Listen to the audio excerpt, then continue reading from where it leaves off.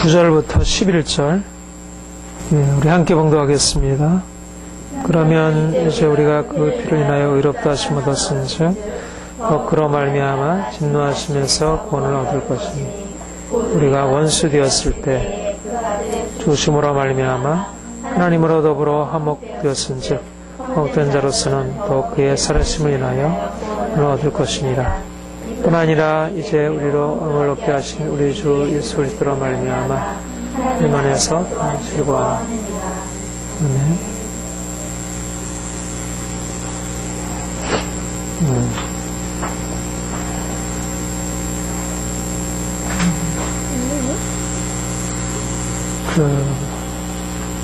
그 로마서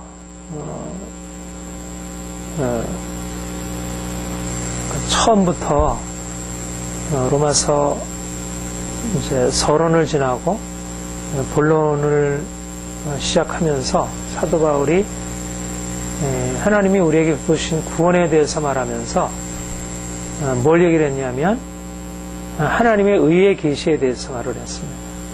하나님의 의의 계시. 그런데 하나님의 의의 계시라 하는 것은 그러니까 우리가 우리의 죄로 인해서 하나님의 공의 심판을 통해서 정죄를 받게 되고 심판을 받게 되고 그래서 거기서 벗어날 수 없는 그런 절망적인 상태 아래 놓여 있다는 것.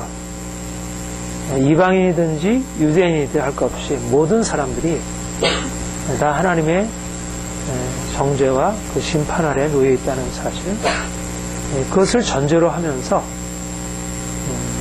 우리가 어떻게 그 죄로 인한 하나님의 심판으로부터 벗어날 수 있겠는가,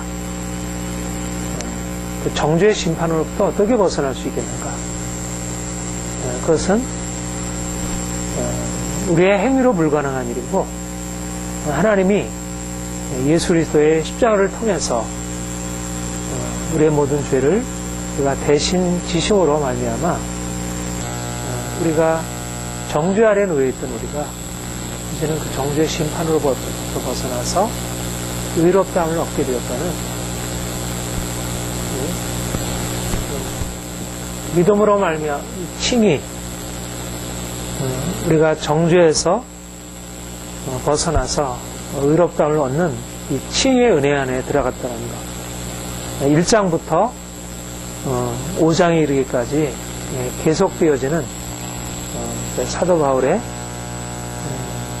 그런 어떤 논증의 과정이라 할 수 있습니다. 그래서 5장 1절에 결론적으로 말하기를 그러므로 우리가 믿음으로 의롭다함을 얻었습니다. 4장에까지 우리가 하나님의 심판 아래 정죄 아래 놓여 있었는데 이제 예수 그리스도의 구속을 통한 그런 은혜로 우리가 의롭다함을 얻게 되고 우리가 믿음으로 말미암아 의롭다함을 얻게 되었다. 이것은 행위로 된 것이 아니고 믿음으로 된 것이다. 믿음으로 말미암아 의롭다함을 얻었은즉 이것이 로마서에서 가르치는 복음 진리의 아주 핵심이고 또 갈라디아서에서도 이 복음 진리를 아주 강하게 말씀하고 있고 이것은 특별히 종교개혁 이후로 하나님이 우리 개신교회의 가장 기본적인 구원의 진리로 믿음으로 말미암아 의롭다함을 얻는 이런 진리를 주님이 아주 분명하게 세워놓으셨습니다. 우리가 이 칭의, 의롭다함을 얻음, 의롭다 하심 또는 의롭다함을 얻음, 이런 칭의의 은혜, 이 칭의라고 하는 이 구원의 은혜, 그러니까 구원의 은혜가 이제 여러 가지로 설명이 되는데, 그런데 그 구원의 은혜에서 가장 대표적이고 또 가장 중요한 것으로 말씀하고 있는 이 칭의의 은혜에 대해서 보다 분명하게 이해하는 것이 필요합니다. 우리가 믿음으로 의롭다함을 받았다는 사실을 분명히 이해해야 그 기초 위에서 우리가 다른 그 이후의 신앙생활에 건강한 성장을 행할 수 있다는 거예요. 네, 본문에 그렇게 얘기를 했죠. 그러면 이제 우리가 그 피를 인하여 의롭다함을 얻었습니다. 다시 한번 그러니까 피를 인하여 의롭다함을 얻었다는 말과 믿음으로 의롭다함을 얻었다는 말이 어떻게 관계되겠습니까? 그 피를 인하여 의롭다함을 얻었다는 말은 예수 그리스도, 우리의 의롭다함의 근거가 되는 예수 그리스도의 객관적인 구원 사건을 말하는 거죠. 그리고 믿음이라고 하는 것은 그 피로 이루어놓으신 구속을 받아들이는 우리의 주관적인 우리의 통로, 이것을 말하는 거죠. 그러니까 예수 그리스도의 구속의 은혜로 또는 우리의 믿음으로, 그러니까 의롭다함을 받는다는 것이 우선은 그리스도의 구속이 전제되어야 그것을 받아들이는 이제 믿음이 또한 전제되어야 하는 거죠. 칭의에 대해서 좀 다시 한번 좀 반복해서 우리 복습을 하는 의미로 좀 설명을 해야겠습니다.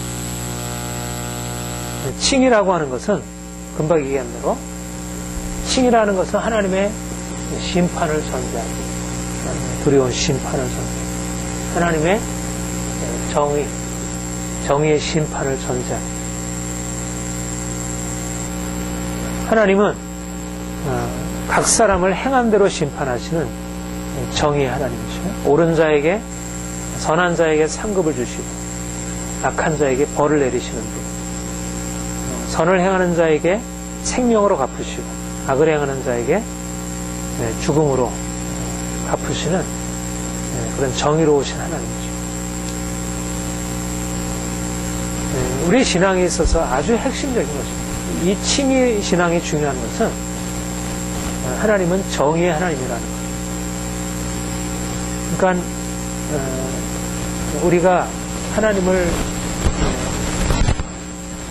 더 가까이 알아가면 알아갈수록 하나님은 옳고 그름을 분명히 판단하시는 분이시고 거기에 대해서 그대로 보응하시는 분이시라는, 그러니까 오늘날 이 시대가 점점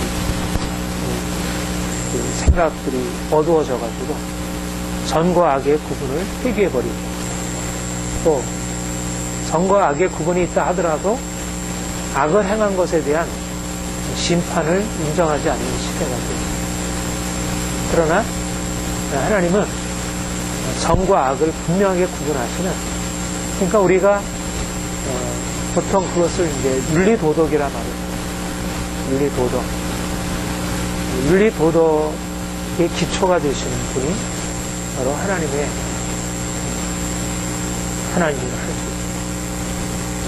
그리고 단지 그분은 윤리도덕을 제시할 뿐만 아니라 그 행한 것대로 그대로 갚아주시는 이런 법적인 정의를 실행하십니다.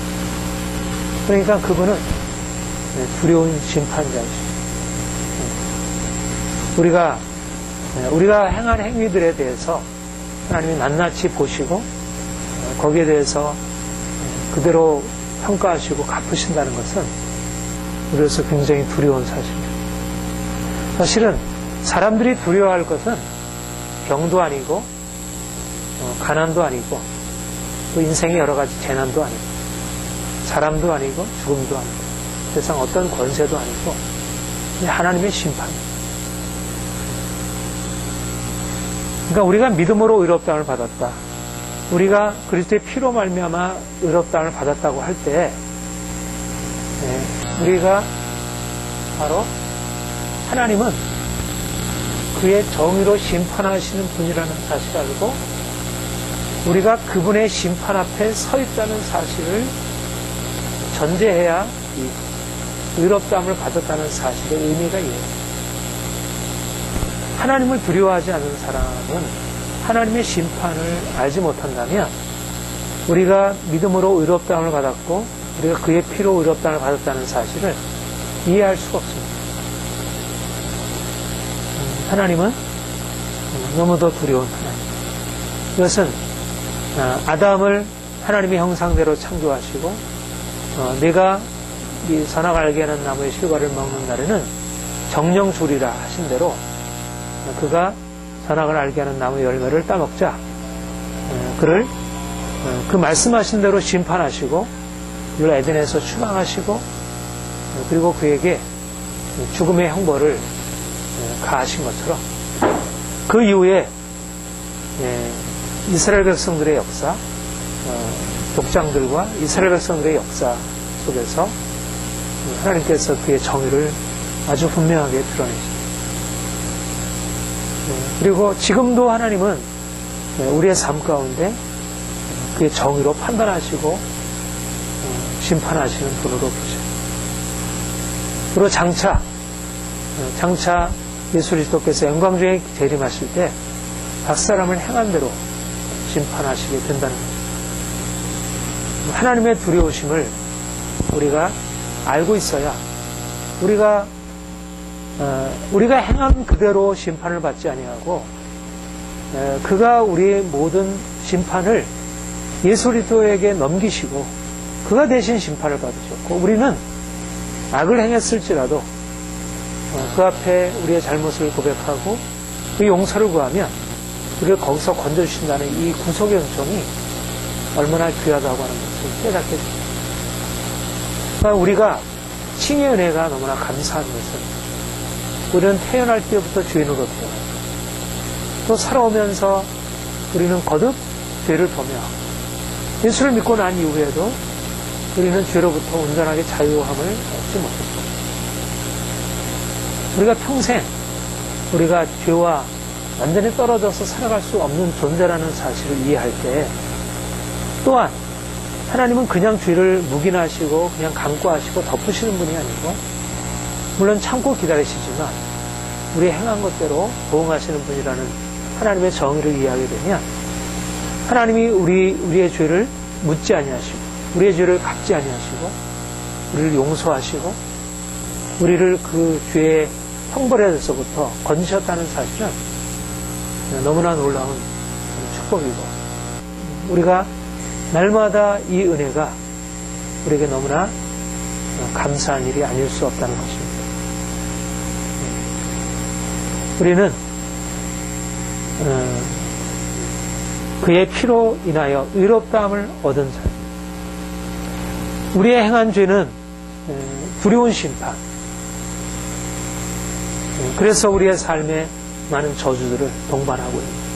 마음의 눌림, 마음의 걱정, 근심, 마음의 고통, 불안, 육체의 질병, 삶의 여러 가지 어려움들, 그 모든 것들을 피할 수 없는 것이 우리들입니다. 주님이 우리를 대신해서 그 모든 죄를 담당하시고 그 피로 인하여 그러니까 6월절 어린 양을 애굽에서 이스라엘 백성들이 6월절 어린 양의 피를 그 집 문설주와 임방에 발랐을 때 죽음의 천사가 그 집을 지나서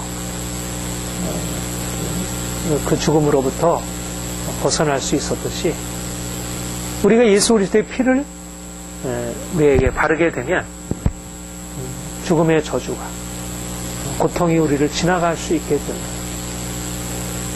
이것이 우리가 받은 은혜이고 우리는 이 은혜 안에서 살고 있는 것입니다. 그러니까 우리가 비록 죄를 졌다 할지라도 우리가 늘 넘어진다 할지라도 우리에게는 그의 피로 인하여 의롭다함을 얻게 하시는 이 구속의 은총이 우리를 위해서 예비되어 있기 때문에 우리가 날마다 우리의 죄를 주님께 고백하고 용서함 받고 그래서 그 심판의 두려움으로부터 벗어나서 자유함을 얻는 네. 그래서 칭의를 얻은 자에게는 두려움 대신에 하나님의 평화가 임합니다. 결국 우리 안에 있는 두려움의 궁극적인 원인은 결국 심판입니다. 하나님의 심판. 가난이나 질병이나 여러 가지 사고나 재난이나 고통에 대한 많은 두려움들의 근거는 궁극적으로 죄로 인한 죄에 대한 하나님의 심판들입니다. 칭이라고 하는 것은 그 하나님의 정의 심판을 막아주는 거예요. 정의 심판이 우리에게 들어오지 못하도록, 그 심판이 우리에게 그대로 적용되지 않도록 우리를 그 심판의 칼날로부터, 그 화살로부터 우리를 막아주는 것이죠. 그러니까 우리는 삶에 문제 부딪힐 때마다 우리가 어디에 호소를 해야 되냐면 이 칭의 은혜에 호소를. 결국 삶의 두려움과 고통은 그 두려움을 가져다 주는 궁극적으로 죄로 인한 하나님의 심판이라고 하는 것을 막아서지 못한다면 무엇으로도, 돈으로도, 우리의 지식으로도, 우리 인간관계로도 어느 것으로도 막을 수가 없습니다. 근데 그 피로 인하여 우리가 믿음으로 말미암아 의롭다함을 얻었기 때문에 우리는 심판과 관계없는 자가 됩니다. 하나님의 심판이 우리에게 주어지지만 그 심판은 우리를 죽이는 심판이 아니고 그 심판의 죽음의 심판에서 벗어나서 우리를 살게 하는 칭의 결과는 평화이고 생명입니다. 주님이 이 놀라운 은혜를 우리에게 허락하셨습니다. 그런데 9절에 보면 그렇게 얘기를 했습니다. 우리 9절 다시 한번 보겠습니다. 그러면 이제 우리가 그 피를 인하여 의롭다함을 얻었으며 더 그러 말미암아 분노하시면서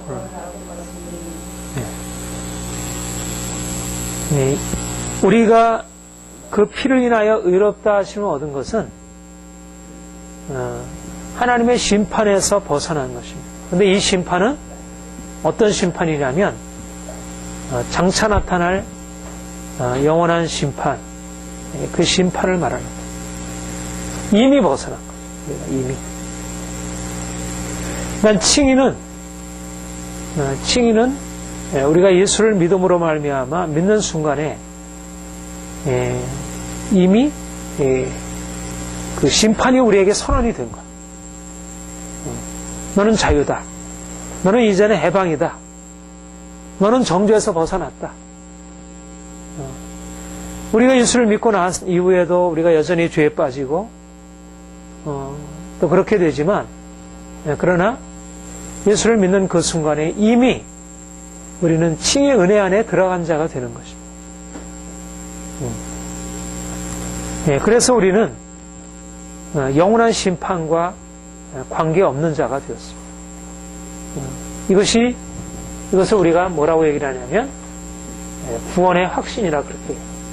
여기서 말하는 구원의 확신이라는 것은 장차 나타날 영원한 진노로부터 우리가 벗어나는 것입니다. 그러니까 이미 우리가 하나님의 심판에서 벗어난 자가 되었고 그리고 장차 그렇기 때문에 벗어난 자가 되었기 때문에 장차 나타날 영원한 심판, 모든 사람들을 행한 대로 각자 판단하실 그때에 우리는 그의 피를 힘입어서 담대히 그 앞에 나아가서 우리가 그분을 배울 수 있고 우리가 흠없는 자로 그 앞에 인정될 수 있다는 거죠. 이것이 우리에게 주어진 칭의 은혜 안에 이미 내포되는 거예요. 자, 이렇게 말할 수 있어요. 우리가 이미 믿음으로 말미암아 믿을 때 이미 칭의로 들어갔어요. 이 은혜 안에 들어간 자가. 그리고 장차 예수님이 재림하시고 각 사람을 행한 대로 판단하시는 그때 진노의 날, 공의로운 심판의 그날에 각 사람을 판단하실 때 그때 진노로부터 구원. 그러니까 이미 우리는 이 칭의 은혜를 통하여 구원에 들어간 자가 되었고, 근데 이 구원은 시작된 구원이에요. 아직은 여기서 진노로부터의 구원이라는 말은 궁극적으로 우리에게 완전한 그 하나님께서 예배해 주신 완전한 그 구원에 이르게 하는 거죠. 그러니까 이 구원에 들어간 자만이 이 구원에 들어가는 거죠. 믿음으로 의롭다함을 얻은 자만이 장차 나타날 진노의 심판에서 벗어나는 거예요. 그래서 우리가 이 땅에 사는 동안 예수를 믿어야 장차 나타날 심판에서 벗어날 수 있다는 것. 만약 우리가 믿지 않는다면 현재의 구원이 없을 뿐 아니라 미래에도 그 구원이 주어지지 않는다는 것. 이미 우리는 이 칭의 은혜 안에 들어갔고 그렇기 때문에 장차 나타날 진노하시면서 진노로부터 구원을 얻게 됩니다. 우리가 믿음으로 말미암아 의롭다함을 받았습니다. 그러나 우리는 어떻게 돼요? 아직도 사실은 우리의 삶에 많은 고통과 문제들이 있잖아요. 본래적으로 우리가 의롭다함을 받았다면 사실은 모든 죄로 인한 저주와 심판과 고통에서부터 완전한 해방과 자유가 주어져야 되잖아요. 그런데 우리가 믿음으로 의롭다함을 얻었는데도 불구하고 우리의 이 땅에서의 삶은 여전히 고통이고 여전히 이 저주의 그런 모습들이 우리에게 있어요. 그렇기 때문에 우리는 이 날을 바라보는 거죠. 여기서 진노로부터 구원 얻음이라고 하는 것은 이제는 더 이상 진노가 없는. 그러니까 지금은 우리가 믿음으로 의롭다함을 받았고 진노에서 벗어났지만 여전히 우리의 삶 가운데 그런 고통과 눈물과 탄식이 있어요. 그런데 우리가 지금 믿음으로 의롭다함을 받고 고통과 눈물과 탄식을 지내고 있지만 이 가운데서 우리가 확신할 수 있는 것은 우리는 이미 믿음으로 말미암아 의롭다함을 받은 자이기 때문에 이러한 고통, 눈물, 탄식을 제하실 완전한 진노로부터의 구원의 그날을 우리가 바라보며 살아간다. 그러니까 이것은 분명한 현실적인 사실이에요. 현실적인 사실이에요. 그러나 현실적인 사실이지만 우리에게는 이것이 사실 현실적인 사실로 크게 우리를 사로잡는 것이 되지 못한다. 왜냐하면 우리가 믿음으로 의롭다함을 받았기 때문에 우리는 완전한 구원, 우리의 삶 전체가 더 이상 고통도 없고 눈물도 없고 탄식도 없는 그런 완전한 그런 진노로부터의 구원을 우리가 바라보고 있기 때문에. 우리 로마서 8장 한번 봅시다.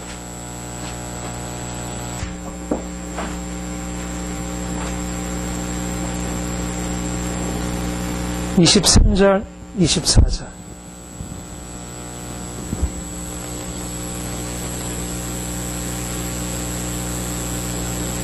23절만 같이 22절 23절 시작. 피조물이 다 이제까지 함께 탄식하며 함께 고통하는 것을 우리가 아나 이뿐 아니라 우리 곧 성령이 처음 익은 열매를 받은 우리까지도 속으로 탄식하여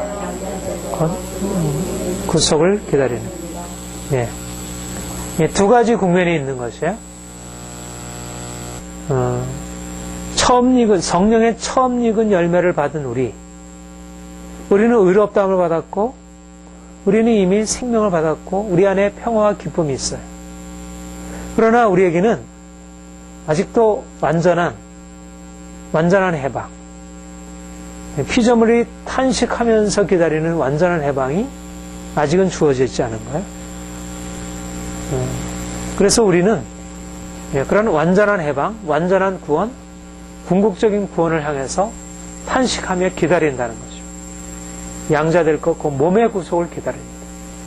몸의 구속, 진노로부터의 구원. 그러니까 지금 우리가 얻은 구원과 장차 나타날 구원 사이에 어떤 분명한 괴리와 차이가 존재하고 있어요. 이 땅에서는 고통과 눈물과 탄식이 존재해요. 그러나 우리는 이미 의롭다함을 받았기 때문에 장차 나타날 그 구원의 완성, 그것을 믿음으로 바라볼 수 있고 그것을 기다릴 수 있다. 이것이 우리의 신앙의 삶입니다. 우리는 두 가지를 함께 가지고 살아가는 사람. 이미 얻은 새로운 생명, 그분의 용서하심으로 인한 여러 자유와 평화들을 우리가 현재적으로 맛보고 누리고 살아가는 것이고, 또한 우리가 이것을 통해서 아직은 탄식하며 현실적인 삶을 살아가지만, 그러나 궁극적으로 우리를 진노로부터 구원하실 그분, 우리 현재의 모든 고통에서 우리의 눈물을 씻기시고 우리를 자유케 하실 그분, 우리에게 온전한 생명을, 샬롬을 우리에게 허락하실 그분, 그분을 우리가 바라보며 살아가는 거죠. 우리에게는 이러한 소망이 있습니다. 우리에게 만약 믿음으로 의롭다함을 얻었다고 하는 이 얻음이 없다면, 현재적으로 누리는 평강과 은혜가 없다면, 장차 나타날 진노로부터의 구원이라고 하는 것이 이해도 안 되고, 이제 무슨 소망이 되겠어요? 진노라는 것도 이해도 안 되고, 진노로부터의 구원이라는 것도 이해도 안 되고. 근데 우리는 이 땅에 사는 동안 이미 하나님의 진노가 어떤 것인지, 또 진노로부터 구원하신다는 것이 무엇인지를 이미 우리 내적으로, 우리의 마음 안으로 체험을 하는 거예요. 하나님의 진노가 무엇인지도 알고, 또 그 진노로부터 우리를 건지셨다고 하는 것이 무엇인지도 아는 거죠. 우리가 전에는 진노의 자녀였지만 이제 하나님의 사랑과 긍휼을 입은 자이고, 전에는 그래서 고통 가운데 있었지만 이제는 그 고통에서 벗어난 자이라고 하는 것. 그러나 여전히 우리에게는 여전히 삶의 문제가 계속되고 있고 고통이 계속되고 있어요. 그러나 우리가 이미 얻은 이 구원의 근거에서, 우리가 현재적으로 누리는 이 구원의 근거에서 장차 나타날 그 영광스러운 구원을 바라보는 거죠. 성령의 처음 익은 열매를 받은 우리이기 때문에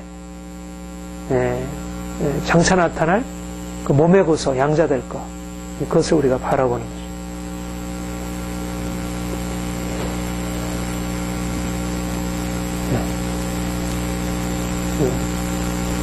그래서 우리가 현재적으로 주님을 믿음으로 말미암아 누리는 이 구원의 은혜가 필요해요. 현재 누리는 자유함이 필요하고 그 평화가 필요하고, 그렇게 되면 우리의 삶에 아무리 많은 문제가 있어도 이 문제들이 다 깨지고 우리가 누리고 있는 것과 같은 것으로 변화될 것이라는 게 기대가 되는 거예요. 그러니까 질적으로 다른 구원이 우리 안에 주어져 있어야, 말하자면 보배가 질그릇에 담겨 있는 거죠. 근데 이 보배는 많은 질그릇의 문제들을 현재적으로 다 해결해 주진 못하고 있어요. 그러나 우리 안에 보배를 통하여 이 질그릇이 놀라운 보배로 변화될 것을 바라보는 거예요. 그러니까 우리의 초점은 어디냐면, 주님이 우리에게 이미 허락하신 믿음으로 말미암아 의롭다함을 받았다는 사실, 그 구원의 새 생명이 있고, 그리고 이 구원의 새 생명이 점점 더 확장해 나가서 아름답게 열매를 맺고, 또 궁극적으로 주님이 오셨을 때 놀라운 영광으로 바꾸실 것을 바라봅니다. 그러니까 우리가 살아가는 현재의 삶, 눈에 보이는 잘 되고 잘못되고 하는 것은 근본적인 것이 아니라, 근본적인 것은 우리가 믿음으로 말미암아 의롭다함을 받았다는 것, 그리고 믿음으로 의롭다함을 받은 우리에게 장차 그 하나님의 진노로부터 우리를 궁극적으로 구원하실 것이라, 그것이 우리에게 주어져 있는데, 우리를 둘러싼 많은 문제들과 이런 것이 무엇이 문제가 되겠느냐는 거죠. 이것이 사도 바울이 고백하고 있는 아주 중요한 믿음의 사실입니다.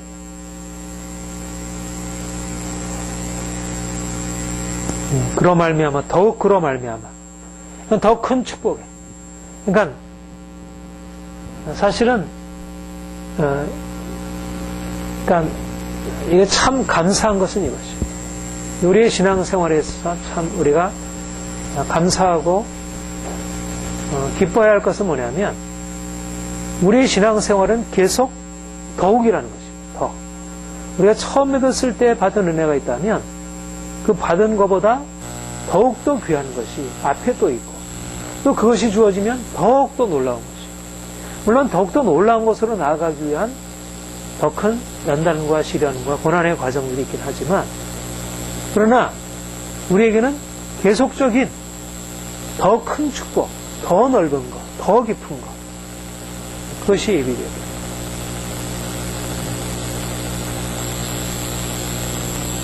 그러니까 우리는 그래서 계속적으로 우리에게 주어진 것에 대해서 감사하면서 그것을 토대로 해서 더 큰 것을 향해서 나아갈 수 있어요. 진보와 성장. 우리는 그래서 끝없이 낙관적인 거예요. 근데 눈에 보이는 현실은 그렇지 않잖아요. 그러니까 그런데 마치 무엇과 같으냐면 이런 거예요. 그러니까 그 애벌레가 나비가 되려면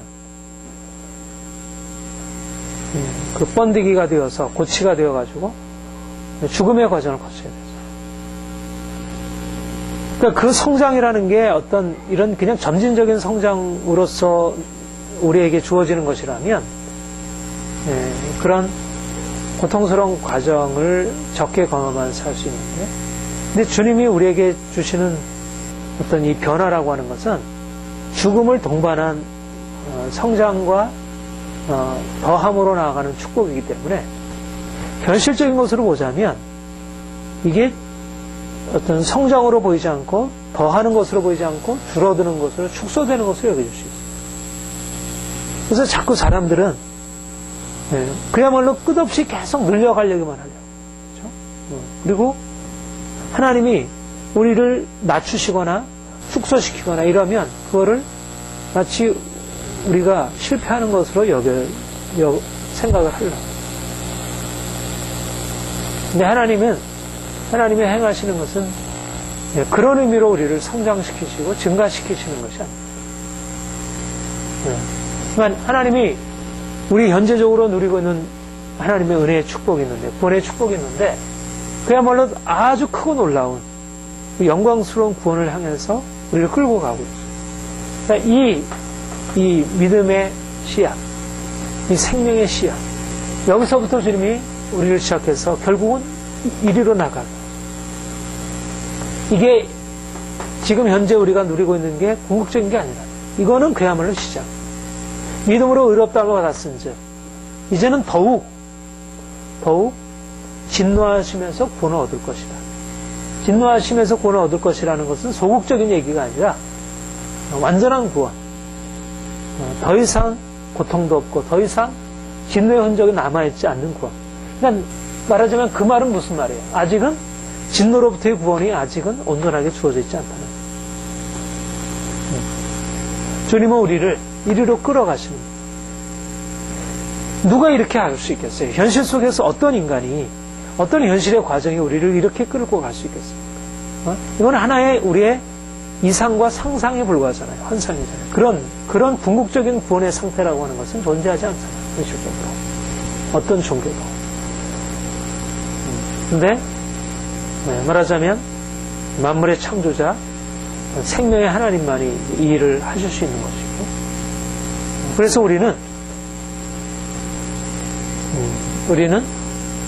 현실의 죽음의 한가운데 살면서 그 궁극적인 영광, 궁극적인 생명을 우리가 바라보면서 소망 가운데 이제 앞으로 나아가.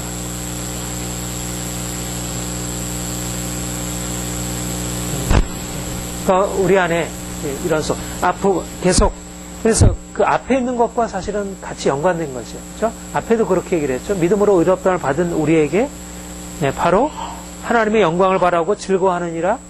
환난 중에서 즐거워하는 이는 환난의 인내를, 인내는 연단을, 연단은 소망을 이루는 줄 압니다. 소망이 부끄럽다.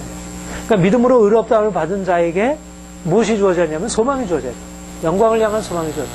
그러니까 믿음이 의롭다함을 받았다는 것은 그 자체의 궁극적인 구원의 현재적인 구원을 우리가 완전히 누리도록 하는 것이 아니기 때문에 그것은 장차 나타날 구원을 담보하고 있는 거예요. 장차 나타날 구원을 미리 보여주고 있는 거예요. 그러니까 분명히 그것은 현재적인 것임에도 불구하고 현재적으로 우리로 완전한 것을 누리게 하잖아요. 그러니까 그리스도인에게는 이중적인 것이 있다는 거죠. 이게 특별히 우리 개혁파 신앙이 강조하고 있는 거예요. 분명히 우리에게 현재적으로 하나님의 놀라운 구원이 주어졌지만 우리는 아직 아닌 이 계속되는 싸움과 고난의 과정들이 있다는 거예요. 그러니까 기독교 신앙은 결코 비현실적인 환상을 추구하잖아요. 예수를 믿으면 아무런 문제도 없다. 그렇게 말하잖아요.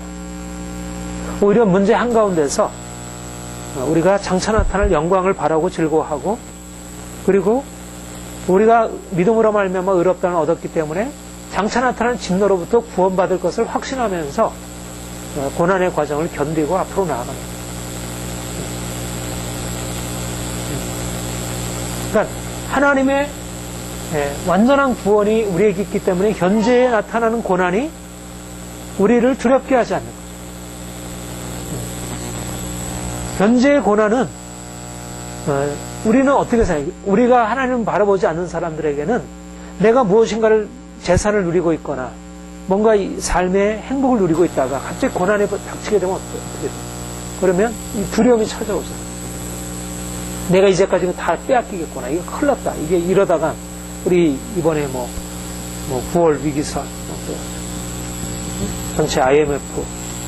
그러니까 그런 것이 오면 우리는 다 잃어버리는 거예요. 그 다음 미래를 우리는 확보하지 못하잖아요. 그런데 우리는 아무리 삶에 고난이 있다 하더라도 믿음으로 의롭다함을 얻은 이후에 아무리 삶에 고난이 있다 하더라도 이 고난이 장차 나타날 영광과 그 모든 진노로부터의 구원이라고 하는 것을 폐기하지 못한다는 거예요. 이게 확실하게 보장이 되어 있기 때문에 현재의 진노나 현재의 고난 이것들은 이미 입이 달해서 이것은 이미 빛을 잃고 있는 거예요. 장차 나타날 영광이 현재 고난은 장차 나타날 영광과 좋게 비교할 수 없다. 그냥 그리스도인에게 있어서 그래서 장차 나타날 영광에 대한 확신과 소망, 하나님께서 주실 그 확신과 소망을 가지고 있는 사람들에게는 현재 어떤 고난에 대해서도 이것을 극복해나가고 이길 수 있는 그런 담력과 자신감이 있는 거예요. 그러니까 믿음의 사람들은, 소망의 사람들은 그래서 현실로부터 받는 그런 부정적인 영향이 작은 거예요. 별로 흔들림이 작은 거예요. 믿음의 사람들이 그래서 확고합니다. 그런데 믿음이 없는 사람들은 현실에 따라서 크게 두려워하고 거기서 뭔가 이렇게 즉흥적으로 반응을 합니다. 자, 10절 같이 보겠습니다. 시작. 우리가 원수 되었을 때 그 아들의 죽으심으로 말미암아 하나님으로 더불어 화목된 자로서는 더욱 여기 보면 화목 원수 되었을 때 그 아들의 죽으심으로 하나님으로 더불어 화목되었습니다. 9절에는 그의 피로 인하여 의롭다함을 얻었습니다. 그랬죠? 여기서는 원수 되었을 때 그 아들의 죽으심으로 말미암아 하나님으로 더불어 화목되었습니다. 이렇게 얘기했습니다. 여기는 화해, 화목. 화해로서의 구원, 화해의 구원, 칭의 구원, 화해의 구원. 거의 비슷한 내용이라 할 수도 있지만 화해라고 하는 의미와 칭이라는 의미는 조금 개념이 다르죠. 칭이라고 할 때는 어떤 맥락에서의 칭이, 어떤 맥락에서 이루어지는 거죠. 법정에서 이루어지는 심판. 하나님은 재판장이시고 우리는 그 앞에 피고예요. 그래서 그 재판장의 선고로 인하여 우리가 유죄 판결을 받기도 하고 무죄 판결을, 이게 이제 칭이라고 하는 것의 하나님은 재판장이시라고 하는 그런 것에서 우리가 얻은 구원이고, 화해라고 하는 것은 하나님과 우리 사이에 인격적인 관계 속에서 있는 거예요. 우리가 뭐 고양이와 싸우고 개와 싸우고 그러지 않잖아요. 우리는 사람과 인격적, 뭐 아이들과 싸울 수도 있지만 부부와 싸우고 친구들과 싸우고, 그러니까 인격과 인격의 사이에 이루어지는 것이 화해입니다. 화해와 그 반대 상태는 뭐죠? 화해의 반대 상태는 불화. 여기는 뭐라 그랬습니까? 원수대응이라. 원수지간. 우리가 서로 서로 다투게 되면 서로 말도 안 하고 마무리하고 그게 이제 원수라는 게 이제 극단적이게 되면 완전히 이제 정말 극도의 미움이 있고 상대방에 대해서 내가 해를 가하고자 하는 그런, 말하자면 철천지 원수. 북한 정권이 원수 미국 원수라.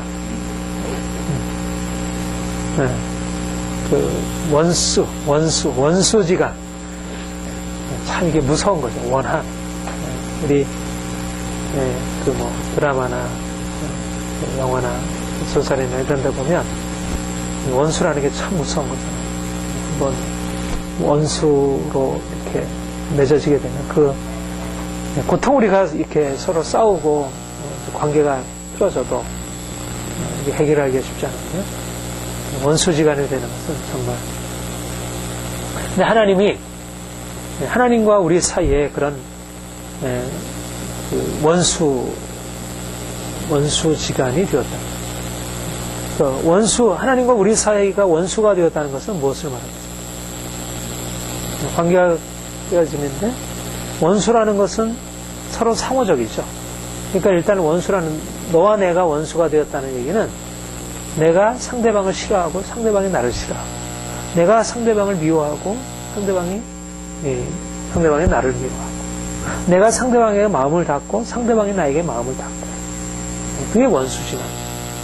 물론 이제 한쪽에서 그렇게 할 수 있지만 보통 원수라고 할 때는 쌍방 간에 그런 부정적인 감정들을 가지고 있는 경우입니다. 하나님과 우리 사이에 원수지간이라는 것은 무엇일까? 일단은 그렇게 되어진 게 원인이 뭐예요? 우리의 죄로 인해서 하나님이 우리의 죄를 때문에 우리를 미워하시게 됩니다. 우리가 그 소를 먼저 제공했어요. 근데 하나님은 죄를 미워하시고 물론 죄인을 사랑하시지만 받는 입장에서 보면 미움을 받게 되는 거예요. 하나님이 죄에 대해서 미워하시고 심판하시고 퇴치하시고 우리의 원수로 등장하는 거예요. 원래 하나님은 우리를 사랑하셔서 창조하셨고 보호하시고 온갖 축복을 주셔오셨는데, 우리의 죄로 인해서 하나님과의 관계가 이제 깨어지게 되었고 틀어지게 되었고, 그래서 우리는 하나님 우리 사이에 간격이 생겼고 불화가 이제 상호 적대적이게 돼요. 하나님이 우리를 적대하시게 돼요. 우리를 대적하시고, 그리고 우리도 하나님을 적대하고, 우리는 죄로 그분을 적대하고 하나님은 우리를 심판으로 적대하시고, 그렇죠? 하나님이 우리를 원수시하는 것과 우리가 하나님을 원수시하는 것은 좀 달라요. 그렇죠? 어떤 사람이, 선한 사람이 이와 같은 거죠. 어린아이가 잘못했어요, 부모에게.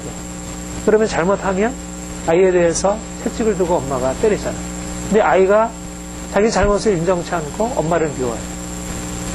그러면 엄마가 아이에 대해서 그 잘못 때문에 미워하고 때리는 거예요. 그러나 근본적으로 그 안에는 사랑이 있지만 나타나는 방식은 대적하는 거죠. 싸우는 거죠. 잘못하는 것은 둘 다 둘 다 원수 맺고 있는 거지만 하나님께서 우리를 향해서 적대시하는 것은 그것은 죄가 아니고 그것은 정의의 실현이죠. 아까 말한 대로 그것은 하나님의 정의감 때문에 우리를 원수시하는 거예요. 만약 우리가 죄인인데도 우리와 그냥 아무런 적이 없듯이 적대하지 않는다면 어떻게 되겠습니까? 하나님이 죄와 동조하는 것이죠. 그렇죠? 죄인의 친구가 되면 그야말로 죄를 묵과하고 하면 그거는 하나님이 죄인이 되는 거예요. 근데 하나님은 죄를 미워하시기 때문에 죄에 대해서 심판하시고 징계하시고 그러면 하나님은 우리의 원수가 됩니다. 그러니까 어린아이가 부모가 자기를 막 미워하고 때리는 것에 대해서 부모가 잘못한다고 생각하죠. 그러면서 자기의 미움을 정당하다고 생각하죠. 인간이 이제 그런 방식으로 하나님과 원수된 거예요. 그러니까 우리가 원수되었을 때 그냥 보통 인간관계 원수되면 어때요? 실제적으로 한쪽에서 죄를 짓고 상대방이 이제 당하는 입장이라도 이제 서로 이렇게 왔다 갔다 하다 보면 점점 그 죄에 이렇게 서로 영향을 받게 되잖아요. 그러니까 이미 원수된다는 것 자체가 상당히 죄 가운데 있다는 거죠. 상대방. 근데 하나님과 우리의 원수됨은 그런 종류가 아닙니다. 우리의 죄로 인해서 하나님이 심판하시고 그 심판을 받은 인간이 자신의 죄를 회개할 줄 모르고 계속해서 하나님을 대적하여 계속 삐딱한 길로 나아가는 것이 하나님과 우리 사이의 원수됨의 그런 양상입니다. 그런데 하나님께서 그래서 그런 우리가 하나님과 적대함으로 하나님과 불의함으로 우리 인생 안에 고통이 임하게 되었고 그렇게 되었을 때 우리에게 또 나타나는 게 뭐예요? 우리가 하나님과 적대 관계만 형성될 뿐 아니라 또 누구와 적대 관계? 사람들과 또 적대 관계에 들어가는 거예요. 그리고 또 자신 안에서 싸움입니다. 그리고 자연과도 적대 관계. 그러니까 하나님과의 근본적인 불화가 사람들과의 불화로 또 자연과의 불화예요. 그러니까 근본적으로 우리 인생의 평화, 인생의 화해를 가져오기 위해서는 진짜 하나님과의 화해가 주어져 있습니다. 그게 에베소서 2장의 교훈입니다. 하나님께서 예수 그리스도로 말미암아 우리의 죄를 예수 그리스도께서 담당하시고 그래서 하나님과 우리와 화평하게 하시고 그리고 유대인과 이방인 사이에 적대의 장벽들을 깨뜨리시고 화평을 이루셨다는 거예요. 예수 그리스도의 십자가는 화해의 십자가예요. 그것은 사람들과의 평화 그리고 자연과의 평화를 가져오는 놀라운 화해의 십자가. 주님께서 우리를 대신하여 우리를 위하여 죽으심으로 그의 아들의 죽으심으로 말미암아 하나님과 더불어 화목되었습니다. 화해를 이루게 되었습니다. 하나님이 우리의 죄를 용서하신 것이죠. 아들의 죽음을 통하여. 그리고 하나님이 우리를 향한 진노를 거두셨어요. 그렇죠? 우리 진노를 향한 진노를 거두시고 이제는 하나님이 우리에게 가까우시기로 하셨어요. 전에는 우리에게 가까이 오셔서 행하신다는 것은 심판과 우리 편에서 생각할 때 그것은 미움으로밖에 인식될 수 없는 그런 것이었는데 이제는 하나님이 사랑과 긍휼로 심판과 적대를 벗어버리고 그런 사랑과 긍휼로 다가오셨어요. 그리고 우리 편에서는 우리가 우리가 화해한다는 것은 어때요? 한쪽 편에서 화해만 해가지고 화해라는 게 이루어지지 않죠. 우리가 서로 쌍방간에 화해가 있으려면 이쪽에서도 마음을 열어야 하고 이쪽에서도 마음을 열어야 해요. 한쪽에서 마음을 열지 않으면 아무리 화해 제스처를 화해 의사를 표현해줘도 화해가 되지 않아요. 우리 부부간에도 그렇죠. 나는 화해를 하고 싶은데 저쪽에서 마음을 닫고 있으면 화해가 되지 않아요. 친구간에도 그렇죠. 나는 뭔가 좀 화해를 하고 싶은데 저쪽에서 마음을 닫고 있으면 내가 잘못했든지 아니면 상대방이 잘못했든지 간에 어떻든 쌍방간에 이루어져요. 근데 하나님이 화해를 하시려고 해요.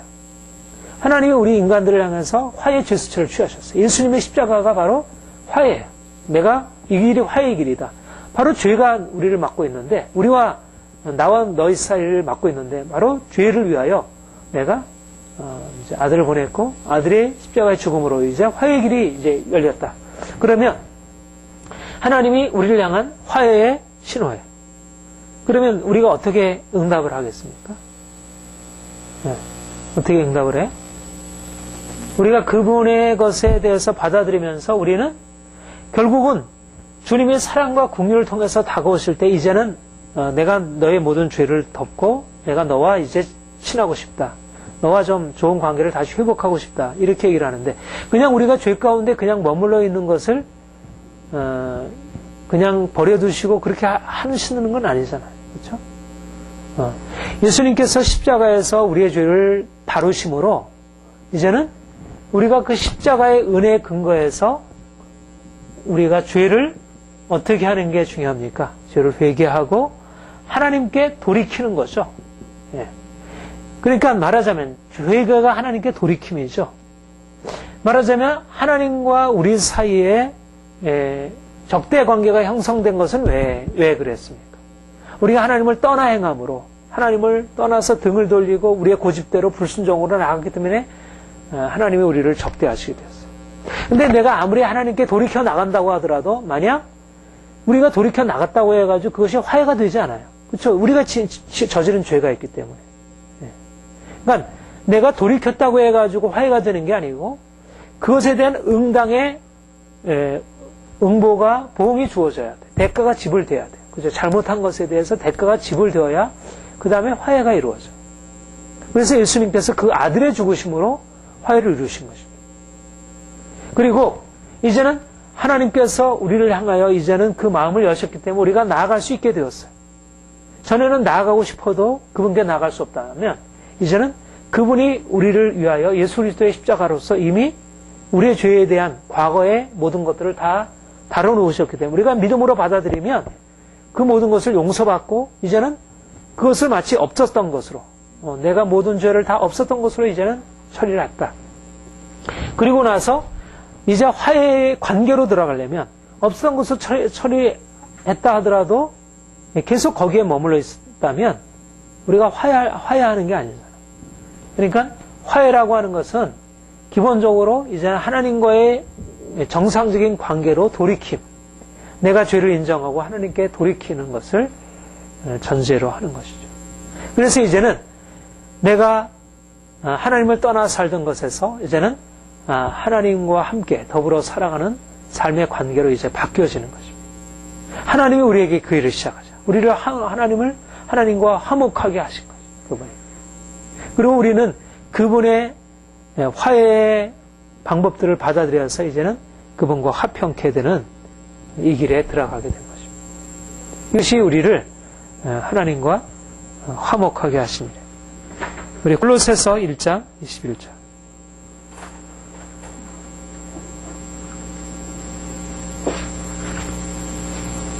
예, 골로새서 1장 21절부터 23절까지 우리 같이 읽어봅시다. 전에 악한 행실로 멀리 떠나 마음으로 원수되었던 너희를 이제 그의 육체의 죽으로 말미암아 화목케 하사 너를 거룩하고 흠없고 책망할 것이 없는 자로 그 앞에 세우고자 하셨으니 만일 너희가 믿음에 거하고 더에 굳서서 너희 몸의 소망에서 흔들리지 아니하면 그리하리라.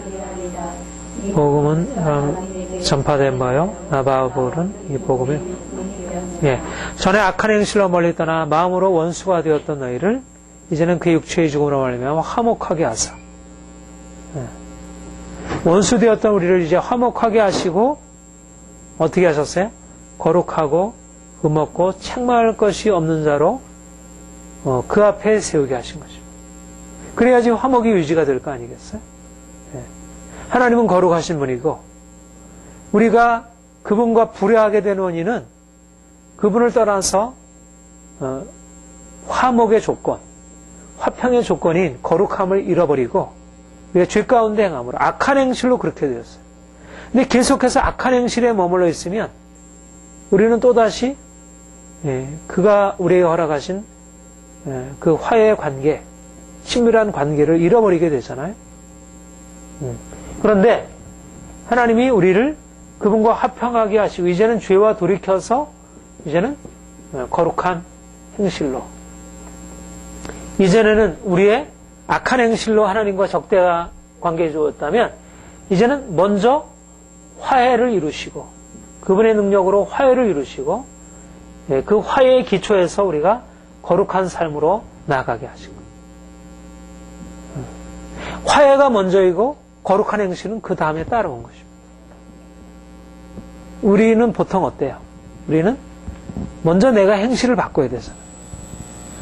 근데 우리가 하나님과의 관계에서 어떻게 먼저 행실을 바꾸겠어요? 먼저 행실을 바꿈으로 하나님과 화해를 이룬 게 아니라 그분이 우리를 화해케 하시고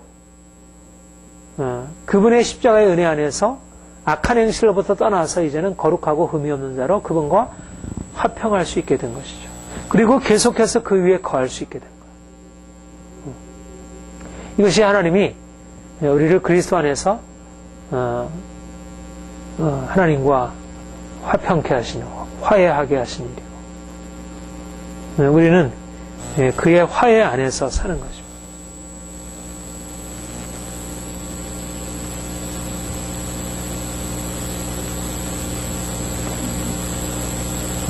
얼마나 이게 귀한 축복인지 모릅니다. 그렇죠? 우리가 하나님과의 관계에서 떠나 산다는 것이 우리의 삶의 근본적인 불행이잖아요. 근데 모든 사람이 하나님과 원수된 상태에서 벗어날 수 없는 거예요. 그 진노에서 벗어날 수 없고 하나님을 사랑할 수 없고, 근데 하나님이 우리를 악한 행실로 멀리 떠나 원수되었던 우리를 이제 하나님과 화해하게 하시고 화목하게 하시고, 이제는 그의 사랑의 관계 안에서 우리가 날마다 그의 화평을 누리고 거룩한 삶으로 살아가게 하셨다는 것, 너무나 놀라운 은총입니다. 자, 우리 본문 다시 돌아와서 보겠습니다. 보면 거기 또 뭐라고 얘기를 해요? 우리가 원수 되었을 때 그 아들의 죽으심으로 말미암아 하나님과 더불어 화목되었은즉, 이것은 이미 어떻게 우리에게 주어진 은혜이죠. 그 다음 읽어보겠습니다. 화목된 자로서는 더욱 그의 살으심을 인하여 구원을 얻을 것이라. 그 구절이랑 비슷하죠. 그렇죠? 우리가 의롭다면 얻었은즉 더욱 그로 말미암아 진노하시면서 구원을 얻을 것이라. 더불어 화목되었은즉, 화목된 자로서는 더욱 그의 살으심을 인하여 구원을 얻을 것이니라. 똑같죠. 구원을 얻을 것이나 같죠. 그러니까 하나님이 우리를 그리스도 안에서 이미 화목을 이루셨어요. 우리는 그와 이미 깨어진 관계가 이제 회복이 되었어요. 이제는 그 관계 안에서 새로운 삶을 누리는 삶이에요. 그런데 하나님이 이제 이런 구원의 은혜, 우리가 하나님과 화평한 관계, 화목의 관계 안에 이제 들어갔기 때문에 이제는 구원을 얻을 것이니라. 우리의 미래의 구원이 여기서 보장이 돼요. 이 말은 아까 얘기와 비슷한 얘기가 되겠습니다. 현재 우리가 화해를 이루고 있어요. 그러나 이 화해는 어떤 화해예요? 아직도 계속적으로 싸움이 있는 화해죠. 아직도 하나님과 우리 사이에 계속적인 싸움이 있는 거예요. 그렇죠? 우리가 완전히 화해를 이루었다면 더 이상 싸움이 없어야 되잖아요. 근데 우리는 여전히 하나님을 또 떠나고 또 하나님께 심판을 받고 하나님에게 또 야단을 먹고 하나님과 사이가 막히게 되고 우리의 마음이 편함이 없고 하나님이 싫어서 또 자기 길로 가고, 그러니까 우리가 화해를 얻어서 구원을 받았지만 여전히 우리에게는 죄가 있고 여전히 우리의 삶 가운데 하나님의 사랑보다 오히려 진노에 속한 것들이 우리에게 주어지는, 그것이 우리의 현재의 삶이라는 것이죠. 그러니까 우리가 화해를 얻었다는 것이 하나님과의 완전한 그 하나님의 정말 하나님의 나라에서 하나님의 집에서 그냥 기뻐하고 마냥 즐거워하고 그분의 사랑을 듬뿍 받는 그런 것만은 아니라는 것입니다.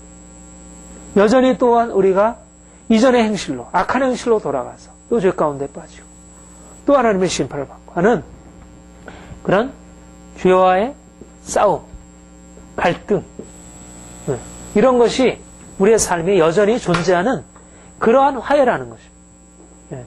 그러니까 우리에게는 그래서 무엇이 필요해요? 궁극적인 이 구원의 완성이 필요한 거죠. 우리가 이미 화해된 자로서, 하나님과 화해된 자로서 이미 얻은 구원이 있지만 아직 우리에게는 정말 하나님과 더 이상 완전한 연합, 지금도 우리가 하나님 안에 있고 하나님이 우리 안에 계셔요. 우리가 예수님 안에 있고 예수님이 우리 안에 계셔요. 이미 우리는 화해된 자로서 그분 안에서. 그러나 여전히 우리에게는 죄와의 싸움이 있고 하나님의 심판이 있고 우리에게 고통이 있고 그래요. 그래서 우리가 바라보는 것은 뭐냐면 장차 나타날 그 구원의 완성. 우리가 더 이상 죄가 없는, 더 이상 고통이 없는 그런 삶을 바라보고 나아가는 거죠. 그리고 우리가 그것을 확신할 수 있는 거예요. 왜냐하면 이미 우리에게는 화해라고 하는 은총이 있기 때문에. 아까 말씀드린 대로 만약 우리에게 화해라고 하는 것이 현재적으로 주어져 있지 않다면 하나님의 사랑을 우리가 현재적으로 누리지 못하고 그분이 우리와 함께 있다는 것, 우리가 가까이 계시고 우리가 그분께 가까이 갈 수 있다고 하는 것을 우리가 알지 못한다면 그분과 온전히 하나 되어서 그분과 영원한 즐거움을 함께 누리게 될 그날을 우리가 어떻게 바라볼 수 있겠어요? 우리는 이미 화목된 자로서 더욱 그의 살으심을 인하여 구원을 얻을 그날을 바라보는 거죠. 그러니까 이미 우리는 그분과 하나됨을 경험하고 그분과 친밀함을 경험하고 더욱 아까 얘기한다. 우리의 구원을 더 베푸실 그 주님. 여러 가지 많은 고난도 있고 어려움도 있겠지만 우리를 더 그분과 가까이 친밀하게 교제하게 하시고 그 관계의 풍성함을 누리게 하시는 그 하나님을 바라보면서 계속 앞으로 나아가는 것입니다. 이것이 하나님이 우리에게 행하신. 그러니까 우리는 현재 얻은 이 화해의 은총, 거룩함의 은총을 현재적으로 누려가면서 계속해서 하나님이 우리에게 앞에 놓아두신 더 큰 축복, 더 큰 놀라운 그 은혜의 삶으로 나아가는 거죠.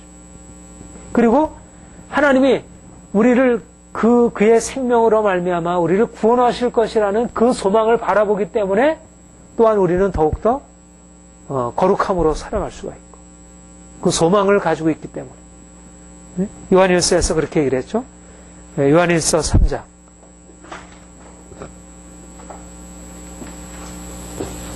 2절 3절 같이 읽겠습니다.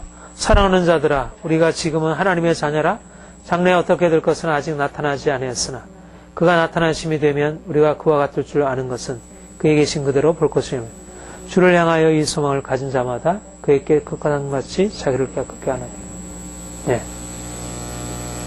그러니까 우리가 이미 여기서 하나님과 화해된 자이기 때문에 장차 나타날 그 온전한 깨끗함과 영광을 바라보며 나갈 수가 있고 또 온전한 깨끗함을 바라기 때문에 현재 하나님이 주신 화해의 은총 안에 머물러서 우리가 더욱더 거룩함을 이뤄갈 수가 있고 상호 소원한 자입니다. 그러니까 현재 주어진 구원과 장차 나타날 구원에 대한 소망이 서로 상호간에 영향을 미치면서 우리를 끌어가는 것입니다. 이것이 이미 얻은 화해의 은총과 장차 나타날 구원의 상관성이라 할 수 있습니다. 11절 같이 읽겠습니다. 로마서 5장 11절 이뿐 아니라 이제 우리로 화목을 얻게 하신 우리 주 예수 그리스도로 말미암아 하나님 안에서 또한 즐거움. 그러니까 10절에서는 우리가 화목된 자로서 장차 나타날 구원을 것을 바라보면서 우리가 나아가는 것이에요. 그러니까 아직은 장차 나타날 그 구원의 영광 그것이 현재 우리의 삶에 온전히 경험되지 못하고 있어요. 그러나 이제 우리가 화목을 얻게 하신 우리 주 예수 안에서 말미암아 이뿐 아니라 그러니까 소망 우리가 장차 나타날 구원을 소망하고 있는데 이 소망이라고 하는 것이 어떤 의미를 가지고 있느냐 이뿐 아니라 우리가 과거로부터 미래 그리고 이 미래의 소망이 우리를 현재 기쁨으로 그러니까 우리의 구원은 우리의 온전한 구원 우리가 하나님과 하나 되어서 영원한 생명을 누리고 기뻐하며 살 것은 장차 나타난 일이지만 그것이 현재 여기에 현재 우리의 삶 가운데 즐거움으로 경험이 된다는 것입니다. 그러니까 우리는 구원의 궁극적인 완성이 저 미래에 있고 지금은 아직 고난의 과정 속에 있음에도 불구하고 우리를 화목을 얻게 하신 그분 안에서 항상 즐거워하고 살아가는 것. 구원이 현재적으로 우리의 삶에 임하고 있다는 것입니다. 사도 바울의 이 로마서의 이 서신의 전체를 끌고 가는 게 바로 이것입니다. 로마서만이 아니죠.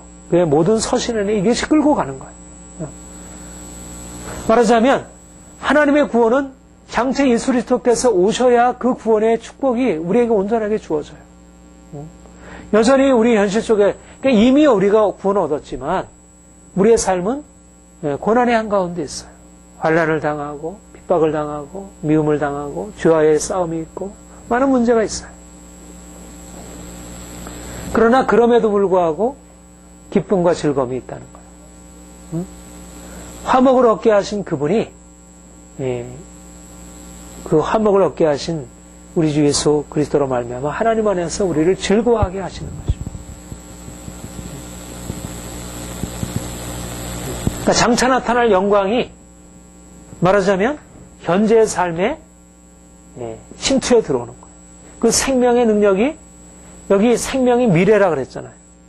그 생명 안에서 그의 살으심을 인하여 구원, 그의 생명 안에서 구원을 얻을 것이에요. 그의 생명이 미래적인 것이죠. 우리의 생명이 여기 있어요. 우리가 정말 산다는 것은 생명이라고 하는 것은 여기 있어요.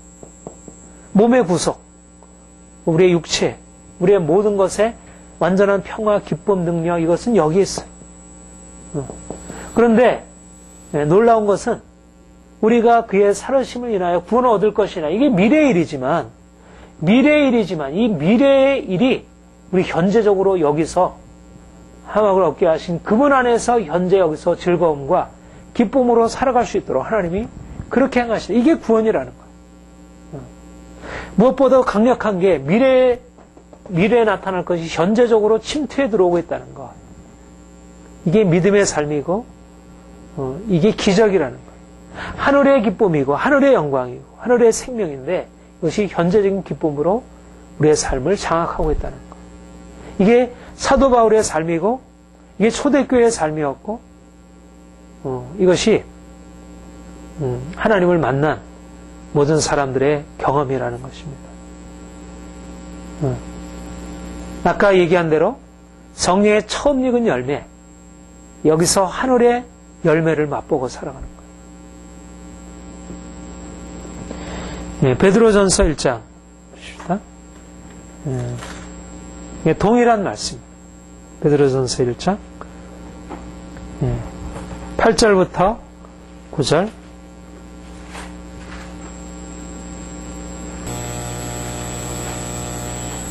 같이 읽겠습니다. 예수를 너희가 보지 못하였으나 사랑하는도다. 이제도 보지 못하나 믿고 말할 수 없는 영광스러운 즐거움으로 기뻐. 믿음의 결국 곧 영혼의 구원을 받아. 영혼의 구원, 이게 장차 나타날 영광이에요. 장차 나타날 영광. 예수를 보는 것. 그리고 7절에 보면 칭찬과 영광과 존귀. 그리스도 나타나실 때 칭찬과 영광과 존귀. 미래적인 것입니다. 미래적인 것입니다. 아직은 이것은 우리 현재 삶에는 없어요. 그런데 그러면 현재 삶 가운데서는 그냥 고난이고 탄식이고 근심이냐? 그렇지만 않고 장차 나타날 그 영원한 생명이 그 기쁨이 칭찬과 영광과 존귀가 완전히 다 경험되는 건 아니지만 현재 삶에서도 말할 수 없는 영광스러운 즐거움으로 기뻐하는 그런 삶으로 나타나게 된다는 것입니다. 이게 고난의 한가운데 있었던 초대교회의 신앙 고백이었습니다. 우리가 이 땅을 살아가는 동안 우리가 눈물 골짜기를 지나가고 있습니다. 여전히 삶에 문제가 있습니다. 탄식이 있습니다.